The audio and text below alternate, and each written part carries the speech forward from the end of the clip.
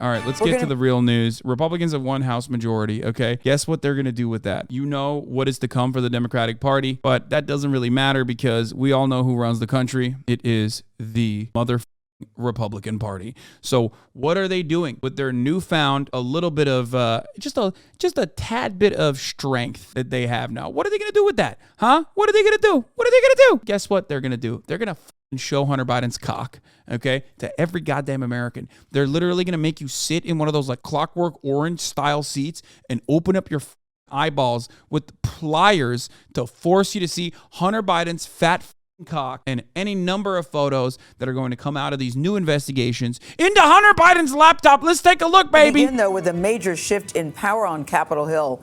CBS News can now project the Republican Party has indeed secured the 218 seats needed to win the majority in the House. Minority Leader Kevin McCarthy, who has been nominated to serve as House Speaker, declared it is official. Democrats' one-party rule is over.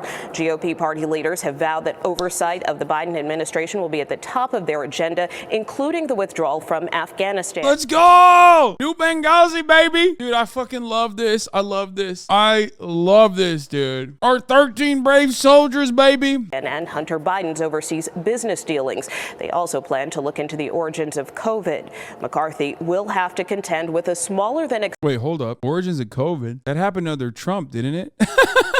What does that even mean? What the fuck? They're going to be like, Joe Biden originated COVID, brother. Won't this just drive even more moderates away? No chance anyone but Trump supporters want this shit. What? I mean, it's the MAGA dudes, but like, you know, Americans do still, especially like moderates, still love our troops. You know what I mean? They will fucking get on their hands and knees and suck off a troop unless they're homeless, in which case they will kill that homeless troop with a gun. But, you know, moderates other than that are always like, they love the dramatic posturing for the troops. Wait, what? You can also support them because you can recognize how they got fucked over? Yeah, we're not talking about that. You think...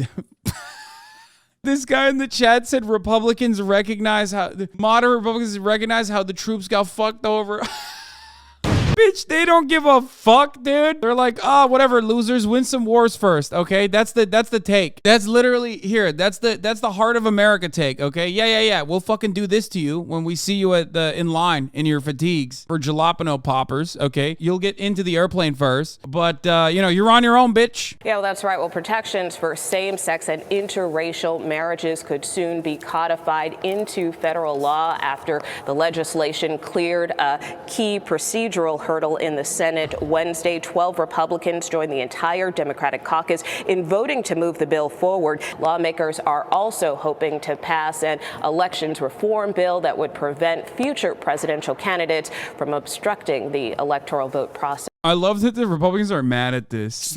It's like the one last fucking thing that the Democratic House is able to, or was able to put together, and the Senate is like pushing forward, and Republicans are still mad. Yeah, and with that, the power of the committees and the power to set the agenda, which is why this is hugely significant. Even though it is not as big of a majority as Kevin McCarthy, the Republican leader, had wanted. They had hoped that they would be in the 230 seat range, maybe even 240 seat range. Why? I'll tell you why, baby. You know who's coming in hot, dude? The Republicans, baby. They're coming in hot. You know who's coming in hot? The motherfucking Freedom Caucus, baby. Let's go! Some of the most sweaty, gross, pedophilic libertarians you've seen in your goddamn life. People unironically named Jebediah are going to be popping off in Congress, baby. They're going to be like, oh, I'm sorry, you want to do spending on veterans? How about no spending? Oh, yeah, you want to do a spending bill? Abso-fucking-lutely not. The only time I will allow spending to happen is if you're beefing up our border security. The Freedom Caucus is going to have so much fun for the next 2 years. They're going to have so much fucking fun. It's literally the Freedom Caucus time, baby. They're going to be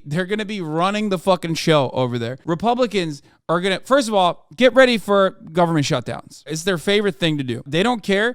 You know why? Because they're already coming from districts that don't have like working sewage. So it doesn't even fucking matter to them if the government shuts down. They're like, I don't give a fuck. Literally, Alabama District 7 or whatever the fuck, right? I just made it up. But it's like, yeah, I don't give a fuck. Half of my constituency shit in the outhouse, you know? I mean, clearly your best interest is hating America. So You hate the Republican Party, right? Wait, what? If my best interest is hating America, I would literally be more of a fan than the Republican Party than I would be of Osama bin Laden. Because if there's one force on this fucking planet that has been able to eviscerate American future prospects, it is the Republican Party. Democratic Party follows closely behind, trails closely behind the Republican Party, but goddamn, there is no more successful force in like undermining all of the things that America could be doing and absolutely being just a fucking brutal force of evil for its own citizens than the Republican Party. That's it. They're number one. They're number one and number two. Maybe the Democrats are like number three. That's how good they are. Once you have the majority in the U.S. House,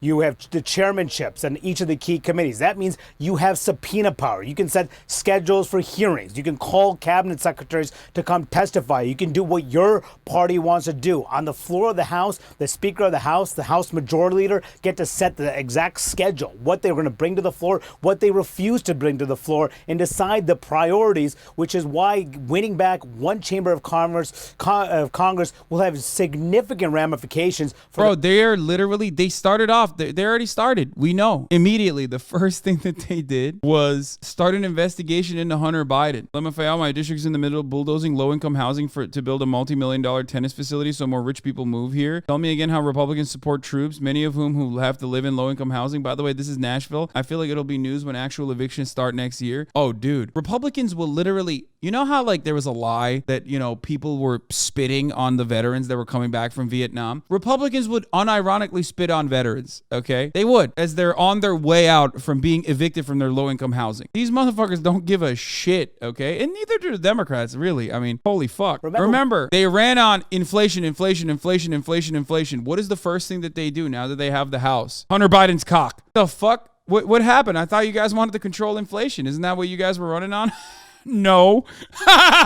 No one thought that. Anyway, it doesn't even matter. So what does this mean for the next 2 years, Wolf? It means that any legislation that will pass almost certainly will be incremental. It will have to require a significant amount of consensus on both sides of the aisle. It would still need to surpass a 60-vote threshold in the Senate. Even as the Democrats are going to regain control of the Senate, they may have 51 seats, but they will still need 60 to pass anything. So what can actually get done in the next few years is an open question, but they will have major things to deal with next year, including raising the national debt ceiling to avoid a debt default next year, funding the government, always a tricky issue, something that could lead to a shutdown if there is not an agreement. Oh, yeah. Dude. Oh, my Republican Tea Party caucus members, Freedom Caucus members, dicks are getting hard thinking about shutting down the government. They love shutting down the government, okay? It's their favorite fucking thing. They get so much attention. It's so fucking sick. They love that shit. They're gonna be like, why are we shutting down the government right now? Oh, because Democrats wanted to like, I don't know, do a spending package that also featured like a clean water bill for literally their own constituents. Like it could be like literally, we're gonna do the every house in Alabama finally gets a working toilet bill, and the fucking Tea Party motherfuckers would be like, nah, we like our own houses. We don't want the liberal way of life. Fatty government spending. Get the fuck out of here. Between the two sides, but at the moment, the big pressure point for the administration will be those investigations into the Biden family, the border, the origins of the coronavirus, among a whole wide range of other issues, as a new dynamic here is now in Washington. This is a major inflection point in Joe Biden's presidency. For his first 2 years in office, he has enjoyed control of from a Democratic perspective, of both the House. Yeah, he enjoyed it so hard. Remember when we had both the House and Senate? That was so sick. When the Democrats were just, oh my God, they were spending. They were out there fucking going, money machine go brr. Oh wait, that didn't fucking happen because the Democratic Party was cucked from within. Oh, that's surprising. Oh man, that's cool. That's sick. That's so nothing really happened really in that period of time. Some things happened, but you know, not nearly enough. They're gonna fucking subpoena Joe Biden so much. Okay, they're gonna subpoena Joe Biden and everyone in the administration, but so much that like he won't be able to literally like attend because it's like an impossible number of times. And then they'll say, look, this is just like when they yelled at Donald Trump for not attending. You know, when the Democrats were yelling at Donald Trump, and then they're gonna turn around and say it's actually really fucked up when Joe Biden doesn't follow through with the request that we're making, but you know, Donald Trump did. Is all you do bash on Republicans? How whack? No, man, I fucking love Donald Trump. The only reason why I'm bashing on Republicans is because they don't love Donald Trump hard enough.